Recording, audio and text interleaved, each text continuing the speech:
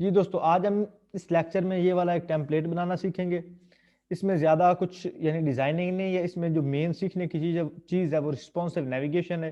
जब भी हम इसको छोटी स्क्रीन पे करेंगे तो ये हमारे पास एक टॉगल आइकन आ जाएगा, इसको क्लिक करेंगे तो ये गायब हो जाएगा, यानी खाली हो जाएगा। इसको क्लिक करेंगे तो हमारे पास जो नेविगेशन बार है वो शो हो जाएगी, जो कि एक रिस्पॉन्सिव वेबसाइट जो भी होती है, रिस्पॉन्सिव वेबसाइट जो बूटस्ट्रैप वगैरह की मदद से बनाते हैं, उसमें रिस्पॉन्सिव नेविगेशन बार लाजमी होती है हर वेबसाइट में, चाहे बिजनेस हो, ई कॉमर्स हो, जो भी वेबसाइट आप बनाओगे उसमें ये वाली जो नेविगेशन बार है वो लाजमी होती है। तो आज हम इसको बनाना सीखेंगे कि इसको हम किस तरह से आसानी के साथ बना सकते हैं।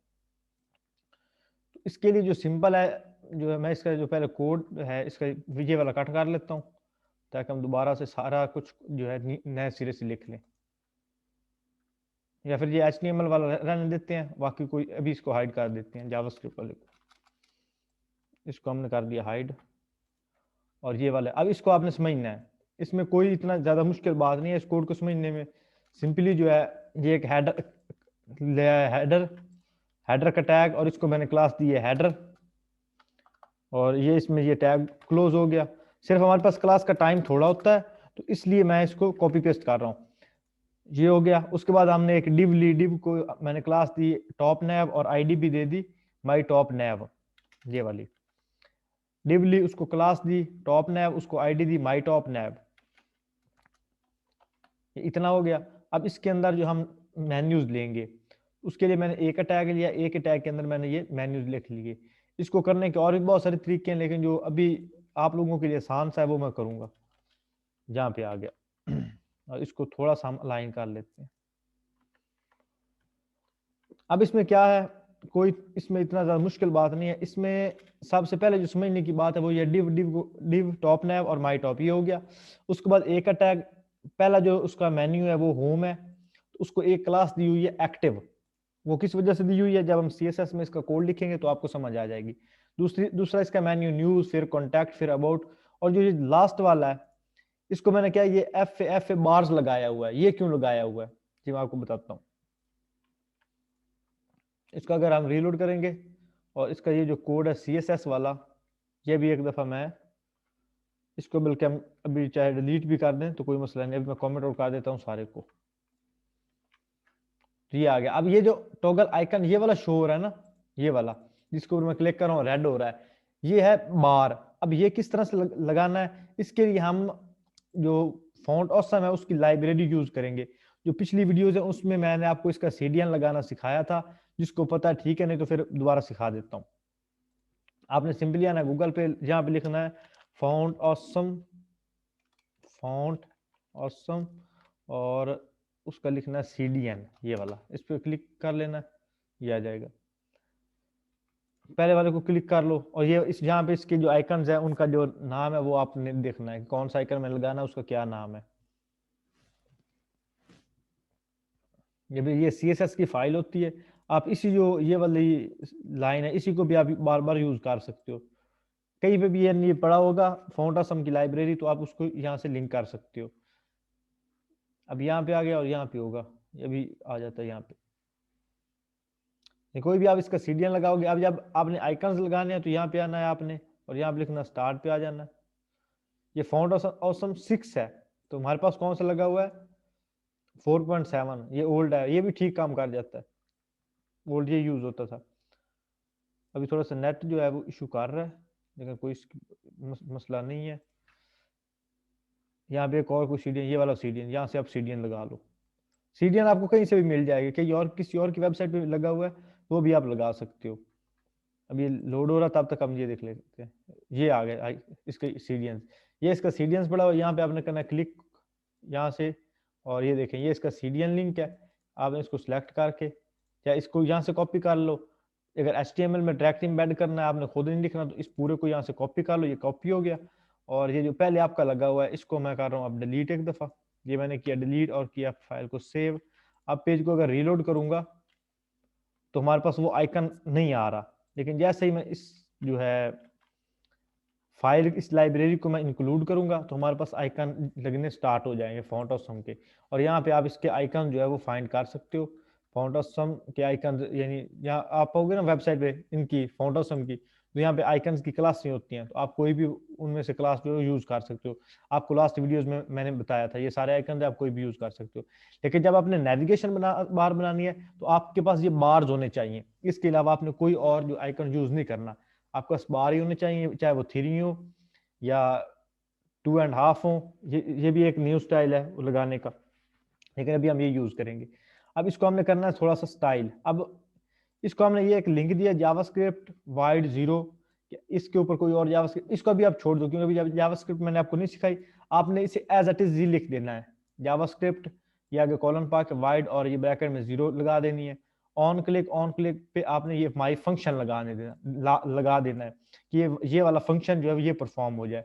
अब इस फंक्शन में क्या है, वो जावास्क्रिप्ट का कोड है ये वाला, इसको आप भूल जाओ एक दफा क्योंकि अभी आपने नहीं किया, तो अभी आपने इसको कॉपी पेस्ट करके यूज कर लेना है। इतना आगे अब इसकी हम CSS लिखेंगे। आया हूँ CSS की फाइल में, तो इतना इसका पहले कोड लिखा हुआ है, ये वाला जो है यहाँ इसके ऊपर में आऊंगा। सबसे पहले स्टार मार्क करके, अब स्टार मार्क जो है CSS के सिलेक्टर्स हैं, उसकी वीडियो भी पड़ी है हमारे चैनल पे, वो उसको आप एक दफा देख लें। मार्जिन का मैंने किया 0, पैडिंग भी इसकी कर दी 0, और box sizing, border box, text decoration जो हम इसकी नन कर देते हैं, ताकि एक जो टैग है उसकी डेकोरेशन खत्म हो जाएगी। टेक्स्ट डेकोरेशन हमने कर दी नन, लिस्ट स्टाइल हमने कर दिया नन। अभी लिस्ट स्टाइल नाम भी लगाए तो कोई इतना बड़ा इशू नहीं है, ये लग गया।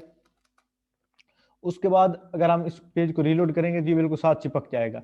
अब हमने सबसे पहले इसकी जो टॉप नैव है, टॉप नैव ये वाली, इसको हमने स्टाइल करना है, चाहे इसको कर ले चाहे हेडर को कर लो। मैं अभी पहले टॉप नैव जो है इसको स्टाइल करूंगा। तो यहाँ पे आया हम अपनी CSS की फाइल में, सिंपली उसका जो क्लास का नाम है वो मैं लिखूंगा, टॉप नैव डॉट टॉप और नैव, ये मैंने किया। अब इसको मैं सबसे पहले ओवरफ्लो इसका कर रहा हूँ हिडन।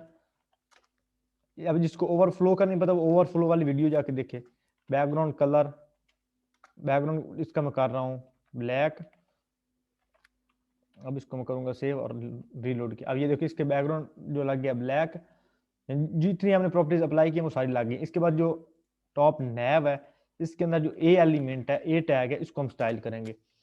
उसका जो फ्लॉट है वो हम कर देंगे लेफ्ट, डिस्प्ले उसका कर देंगे ब्लॉक, डिस्प्ले ब्लॉक, और कलर जो उसका हम कोई भी लगा सकते हैं, लेकिन अभी के लिए मैं उसको F2 ये वाला देता हूँ। टेक्स्ट अलाइन, टेक्स्ट अलाइन इसको मैं कर रहा हूँ सेंटर। पैडिंग इसकी मैं कर रहा हूँ 14 पिक्सल और 16 पिक्सल, और इसका जो टेक्स्ट डेकोरेशन इसकी हो गया। अब इसका फॉन्ट साइज जो है हम एडल कर लेते हैं, वो तो कर देते हैं 18 पिक्सल।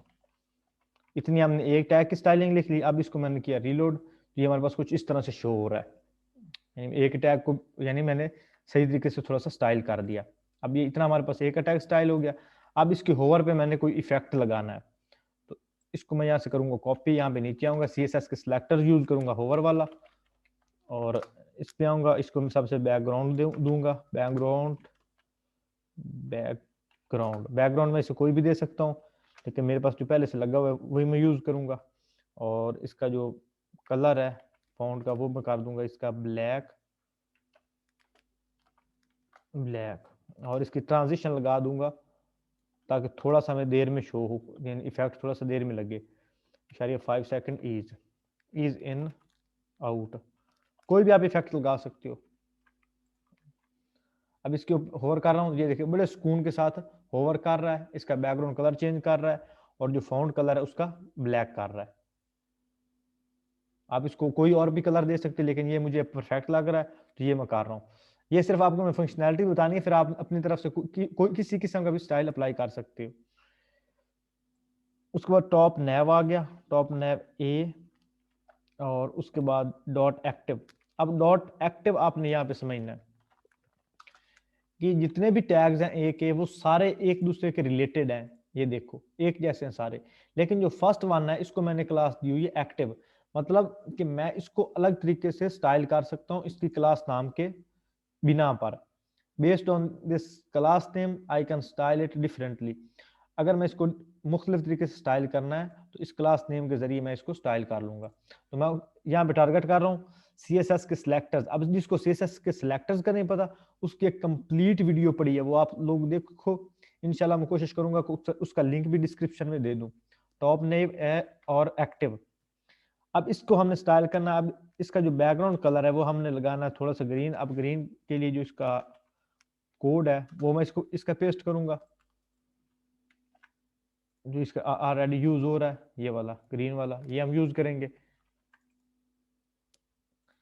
अब ये दोबारा से कलर चूज तो नहीं ना करने, अब कलर तो आपने एक दफा चूज कर लेने हैं। अब इसको बैकग्राउंड में कलर इसका कर दिया वाइट। अब इसको रीलोड किया तो ये देखो जो फर्स्ट वन है होम, यानी जिसको हमने क्लास दी हुई एक्टिव, इसका स्टाइल कुछ और तरीके से आ रहा है। अब जिसको भी क्लास ये वाली दोगे एक्टिव, उसका जो स्टाइल है ये वाला हो जाएगा, होम वाला।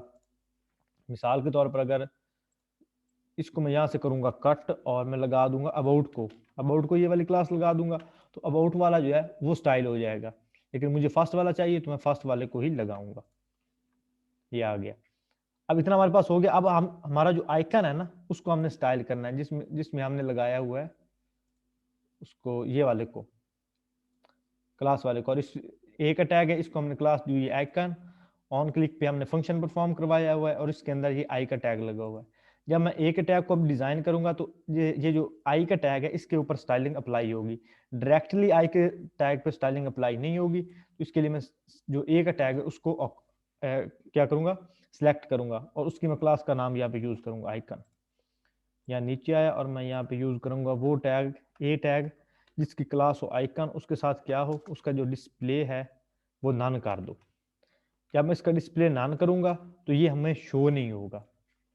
ये देखो अब ये हमारे पास शो नहीं हो रहा।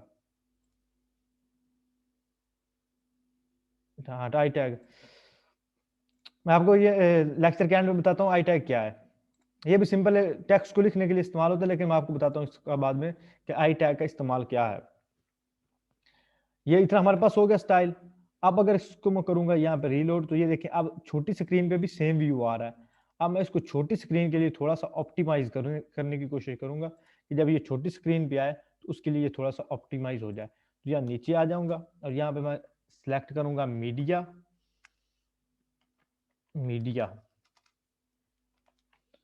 स्क्रीन, और उसके बाद एंड इसकी मैक्सिमम विड्थ कितनी हम लगाएं, मैक्स विड्थ हम इसके लगा देते हैं 600 पिक्सल। ये मैंने लास्ट वीडियो में सारे तरीके आपको बताए हैं किस तरह से वेबसाइट को रिस्पॉन्सिव बनाते हैं। तो अब मैं इसको गेट करूंगा टॉप नेव, उसका ए, यानी जितने भी टैग हैं वो सारे उसके स्टाइल हो ए वाले, नॉट फर्स्ट चाइल्ड,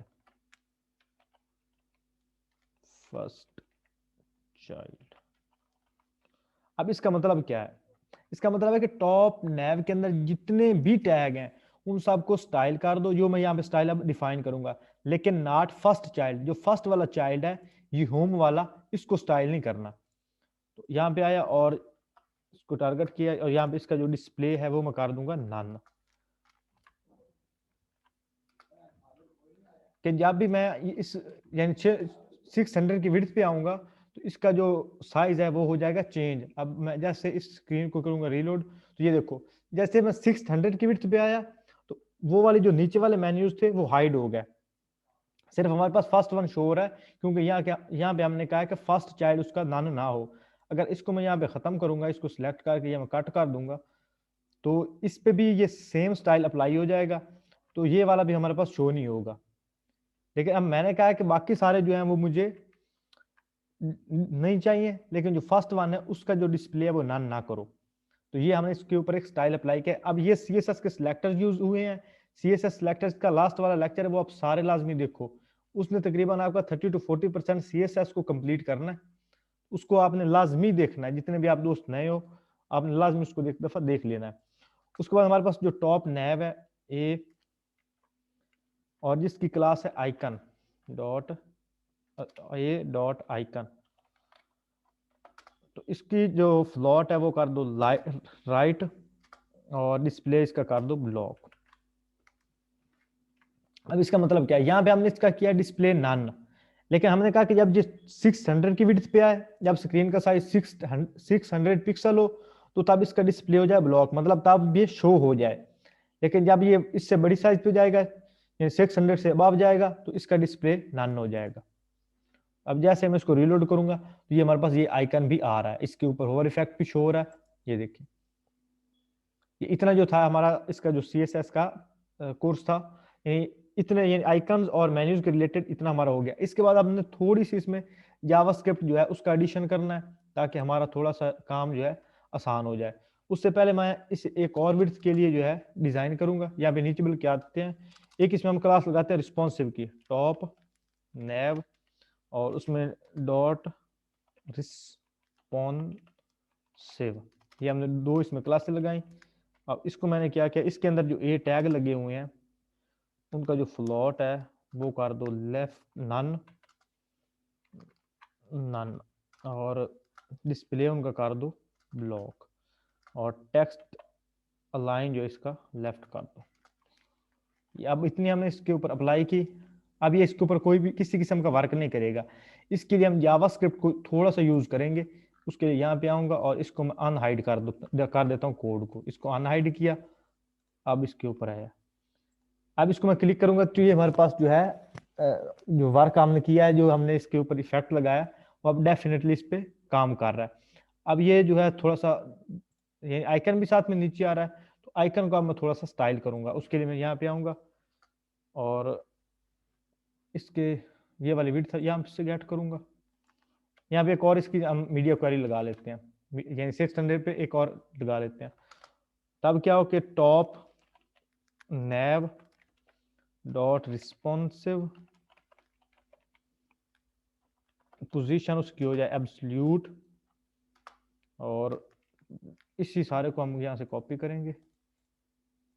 इतने को यहाँ से कॉपी किया और इसमें लगाया हमने आइकन को। आइकन का हम पोजीशन देंगे एब्सोल्यूट, इसका राइट हम कर देंगे 0 और टॉप भी इसका कर देंगे 0।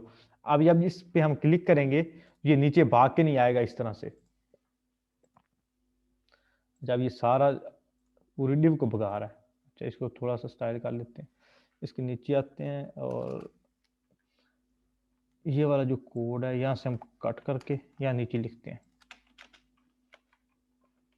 फिर इसे दोबारा रीलोड करते हैं। अब ये फिर भाग रहा है थोड़ा सा नीचे, इसको मैं और छोटी स्क्रीन भी लेकर आता हूँ।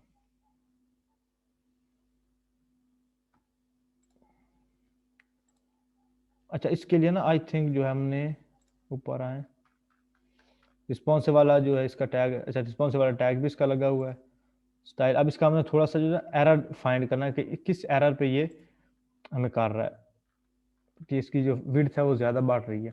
यहाँ पे इसके नीचे कोड लिखा हुआ है, यहाँ से जो इसके पहले कोड लिखा है उसको हम यहाँ से कॉपी करते हैं, ऊपर लेकर आते हैं। इसमें कौन सी चीज़ हमारे पास लग नहीं रही सही तरीके से। टॉप ने position absolute, icon position float, non display block, text line left, सही तो है। अच्छा ठीक है,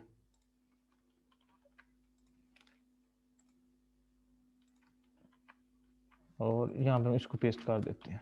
अब इसमें क्या है, position absolute, top left, icon position float left. अच्छा, जो नीचे वाला उसको हमने टारगेट नहीं किया, इस वाले को टॉप नेम के जो ए का टैग है उसको हमने सिलेक्ट नहीं किया। यहाँ पे ये पहले से कोड लिखा हुआ था ना, तो उसी को हमने रीयूज कर लिया कि हमारे पास टाइम थोड़ा होता है, नहीं तो इसका जो एग्जैक्ट एरर है वो हम फाइंड करते। अब इसमें हमने क्या किया कि टॉप नेम का जो रिस्पॉन्सिव ए है उसका फ्लोट हो जाए, नॉन डिस्प्ले हो जाए ब्लॉक, टेक्स्ट लाइन लेफ्ट। अब इसको हम रीलोड करके देखते हैं। अच्छा, अब भी ये एरर कर रहा है। अब इसका एरर कौन सा आ रहा है, कोडिंग में ना एरर बहुत ज्यादा आते हैं जब बंदा इसकी कोडिंग करता है ना। अभी हम उसी को एक दफा पेस्ट कर लेते हैं। ये जो हमारे पास पहले स्क्रीन साइज का लगा हुआ है ना, अब ये वाला इसके ऊपर सही वर्क कर रहा है। तो इसमें कोई ना कोई लाइन इशू आ रहा है, इसमें कोई ना कोई, तो ठीक है इसका। चलिए हम इसको खत्म कर देते हैं और ये नीचे वाला हम यूज कर लेते हैं। वो भी हमारा कोड ही है, कौन सा हमने किसी से लिया है। और अब ये इसका डबल आइकन है, ये भी हमने खत्म किया। अब ठीक है। अब इसके अंदर क्या है कि टॉप नैव रिस्पॉन्सिव, जब वेब रिस्पॉन्सिव क्लास एक्टिव हो, पोजीशन रिलेटिव हो जाए, टॉप नैव रिस्पॉन्सिव पे जो आइकन है उसकी पोजीशन एब्सोल्यूट हो जाए। जब एब्सोल्यूट करेंगे तो ये नीचे मूव नहीं करेगा। उसके बाद रिस्पॉन्सिव का ए टैग जो है उसका फ्लोट हो जाए, नॉन डिस्प्ले उसका ब्लॉक हो जाए, टेक्स्ट अलाइन उसका लेफ्ट हो जाए। तो जब इतना सारा हम कोड इसके ऊपर लिखेंगे तो ये हमारे पास जो है एक रिस्पॉन्सिव जो है नेविगेशन बार लग जाएगी, ये वाली। अब आपको थोड़ा सा जावास्क्रिप्ट का कोड का आइडिया देता हूं कि वो किस तरह से काम कर रहा है। ये एक माई फंक्शन है जावास्क्रिप्ट में, हम फंक्शन के जरिए ज्यादा काम करते हैं। उसमें एक वेरिएबल मैंने डिक्लेयर की है x document dot gate element by ID. अब इसका माई टॉप नेव, इसकी आईडी का नाम क्या है, माई टॉप नेव। अब इस आईडी को ये गेट कर लेगा, ये लिखी हुई है आईडी, इसको ये इसने किया get if x class name is top nav. अब इसको मैंने क्या कि जब क्लास का नाम जो है वो हो टॉप नेव, तो x class name plus equal to responsive. और जब इसके ऊपर मैं अगर क्लिक करता हूं तो इसकी अगर क्लास हो जाए, जब इस पे क्लिक करूंगा तो इसमें रिस्पॉन्सिव क्लास को ऐड कर दो। मिसाल के तौर पर जब यहाँ पे करता हूँ ना, यहाँ पे इसको मैं करूंगा क्लिक, इसमें रिस्पॉन्सिव क्लास को ये ऐड कर देगा। रिस्पॉन्सिव क्लास हमने डिक्लेयर किया ना, उसको ये इसमें ऐड कर देगा। अब ये देखो ये रिस्पॉन्सिव लग रही है ना। अब ये देखो इसको मैंने क्लिक किया, यहाँ पे खत्म हो गया। आपने ये वाला कोड देखें, जहाँ पे मेरा माउस है ना, इसको देखें। जैसे इस पे मैं करता हूँ क्लिक तो ये एक नई क्लास इसमें ऐड कर रहा है रिस्पॉन्सिव। ये देखो इस कोड को आप लोग देखो, इसको मैं थोड़ा सा जूम करने की कोशिश करता हूँ, अगर हो जाए तो। आप देखो अगर मैं इस पे करता हूँ क्लिक तो साथ में वो सिर्फ टॉप नैव यानी हमें शो हो रहा है। जब इस पे करूंगा क्लिक तो इसमें रिस्पॉन्सिव क्लास भी ऐड हो जाएगी। तो यहाँ पे मैंने कहा कि इसमें रिस्पॉन्सिव क्लास को ऐड कर दो, या इसके ऊपर क्लिक को।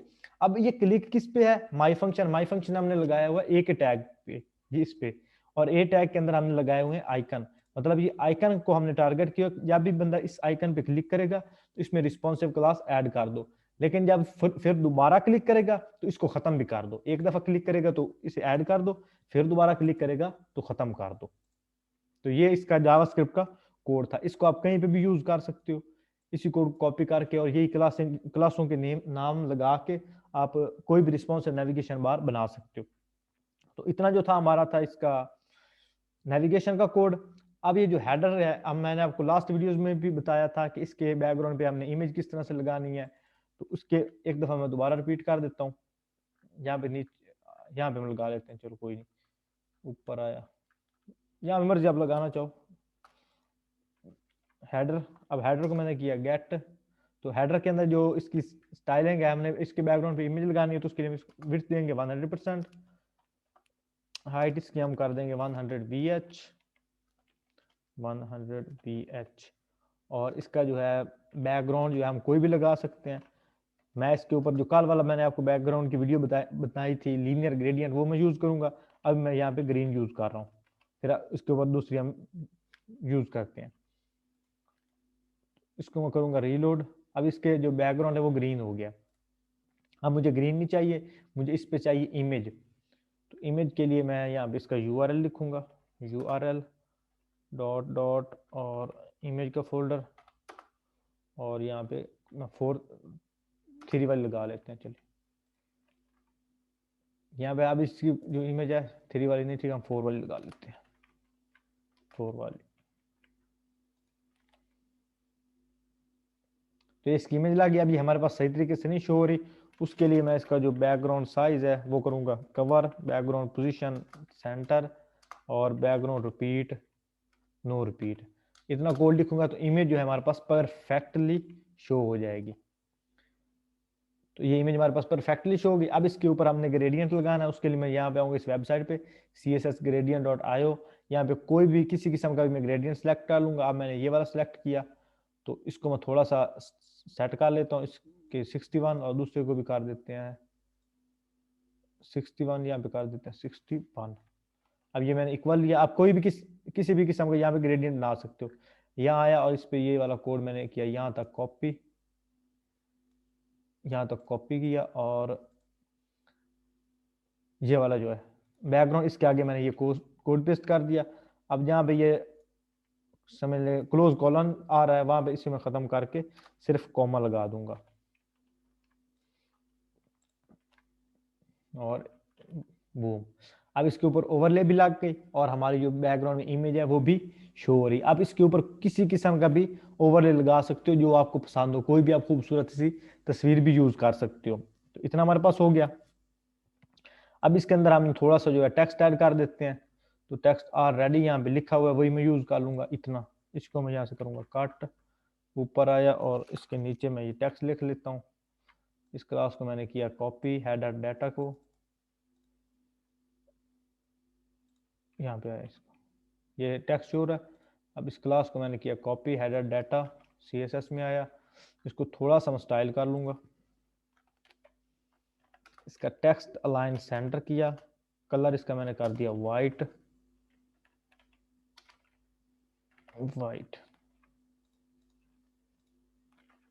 अब ये यहाँ पे आ गया। अब इसका जो इसको सेंटर में करते हैं तो पैडिंग इसको मैं दे देता हूँ 200 पिक्सल टॉप बॉटम से और 1 और लेफ्ट राइट से 0 कर देते हैं।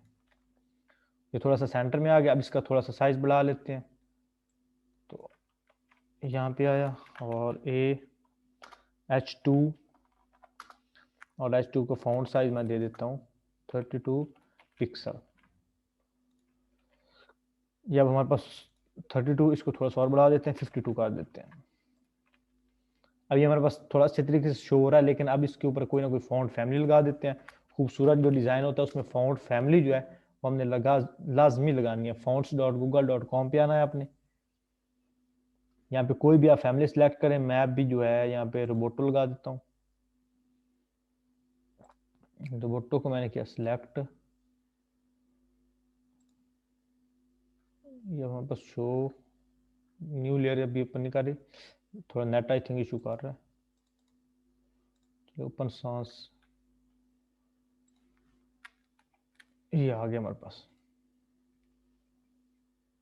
यहाँ पे आप कोई भी फैमिली सिलेक्ट कर ले। मैं ये रेगुलर वाली सिलेक्ट करूंगा, ये वाली, और एक मैं यहाँ पे बोल्ड वाली सिलेक्ट कर लूंगा 700 वाली। ये मैंने सिलेक्ट की।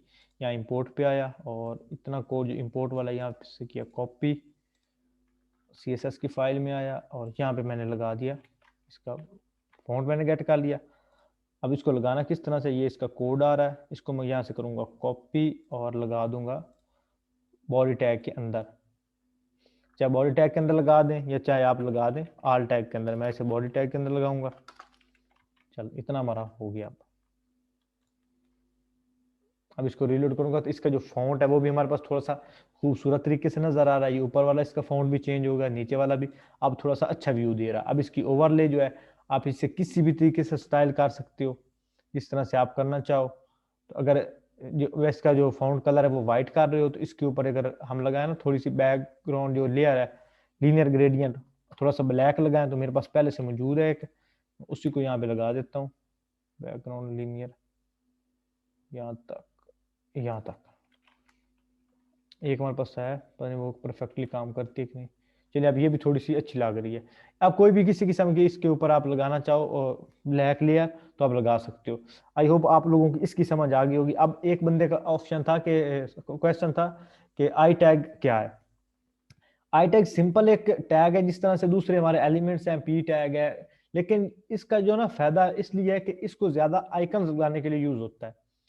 जो CSS के आइकन है ना, फेसबुक का लगाना है, इंस्टाग्राम का लगाना है, तो फाउंड हाउस हमारे की जो लाइब्रेरी है ना वो इसको एज आइकन बहुत ज्यादा यूज करता है। सिंपल ये एक टैग है जिस तरह से दूसरे हमारे पास टैग होते हैं। ये आप देखो ना आई का टैग ये वाला सिंबल, जिस तरह से डिव का टैग स्टार्ट होता है क्लोज होता है, जिस तरह से पैन का टैग ओपन होता है क्लोज होता है, ये टेक्स्ट को लिखने के लिए शो होता है। यानी अगर कोई भी टेक्स्ट लिखना है तो उसके लिए हम इसको यूज कर सकते हैं। इससे हम इटैलिक टेक्स्ट के लिए भी यूज कर सकते हैं। अब इतने के ऊपर मैं जो है आई का टैग लगा देता हूँ आई, और यहाँ पे इसको कर देता हूँ क्लोज। अब ये देखो, अब ये जो थोड़ा सा टेक्स्ट है ना जिससे मैंने लगाया ये इटैलिक हो रहा है, लेकिन जो फॉन्ट ऑसम वाले हैं ना इस उन्होंने इसके अंदर जितने भी आइकन हैं वो लगाए हैं आई टैग के अंदर।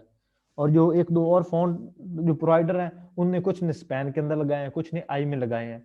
तो ज्यादा इसे यूज करते हैं आइकन्स लगाने के लिए, अदरवाइज आप इसे फॉन्ट को इटैलिक करने के लिए भी यूज कर सकते हैं। सिंपल ये एक फॉन्ट को लगाने के लिए टैग है। अच्छा, आज के टॉपिक रिलेटेड जिस बंदे को समझ नहीं, वो पूछ रहे हैं, मेरे तो बोल बोल के जो गाल है ना वो भी थोड़े से पेन कर रहे हैं। जिस बंदे का आज के हवाले से कोई सवाल पूछना है वो पूछ ले, जिस बंदे को समझ नहीं आई वो पूछ ले।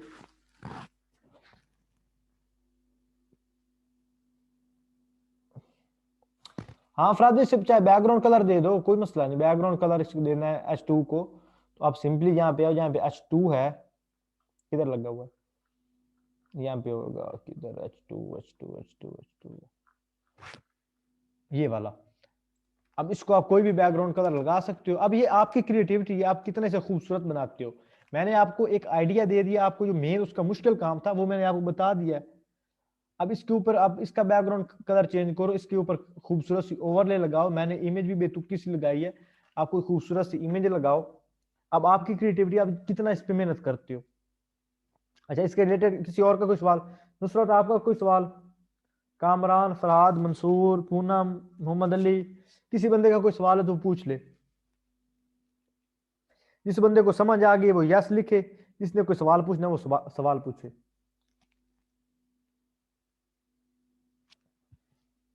Very good Kamran, Mansoor very good.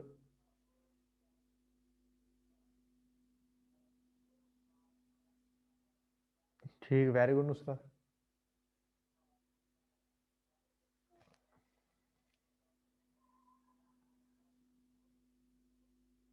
Farhad आपकी समझ में, फरहाद मुझे याद नहीं आपने कौन सी पिक सेंड की थी। ये भी तुम्हारे क्लास का टाइम भी ऑलमोस्ट जो है ना खत्म होने वाला है, या फिर आप अब 3 1 मिनट रह गए हैं।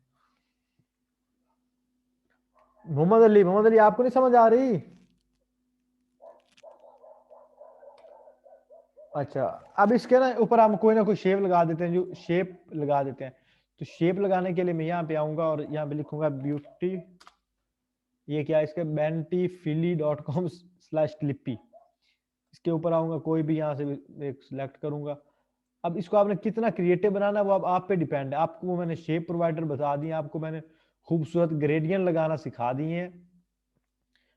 ये अगर आप लास्ट वाली वीडियो देखें ना, तो मैंने आपको उसमें बड़े खजाने दिए हैं वेब डेवलपमेंट के हवाले से, तो आप उसको जिस तरह से मर्जी यूज करो। ये अब मैं ये तुक्की सी है बस, कोई तरह मजेदार शेप नहीं बन रही, लेकिन जो भी है आप इस पर थोड़ी सी मेहनत करोगे तो आप थोड़ी सी ज्यादा खूबसूरत बना सकते हो। इसको यहाँ पे करूंगा कॉपी, और अपने जो या ये है इस टैग के अंदर ये मैं कोड पेस्ट कर दूंगा, और इसे मैंने किया यहाँ पे अप्लाई। ये इसके नीचे जो है शेप भी लग रही है, ये नीचे ना हमारे पास शेप भी शो हो रही है। जिस बंदे को सही तरीके से शो नहीं हो रही तो मैं आपको दिखाता हूँ।